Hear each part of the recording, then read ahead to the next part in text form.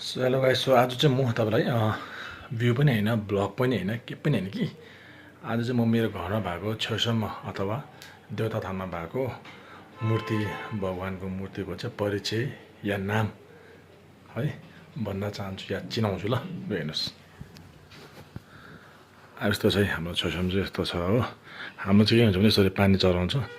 यो 7 वटा हुन्छ, 1 2 3 4 5 वटा 6 वटा 7 वटा हो। यो 7 वटा पानी चाहिँ बिहान चढाउँछ भने बिहान है, बिहानै घाम लाग्नु अगाडि चढायो।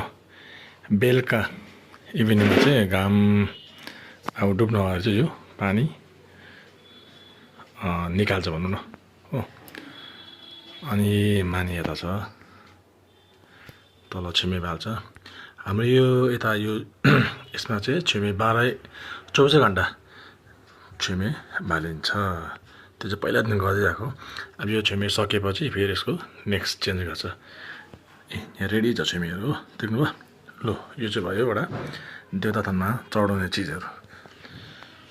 लो यता फर्स्ट अफ अल यता बुद्ध भगवान् चुम्देन्दे, बुद्ध भगवान् टेम्पा चुम्देन्दे हो।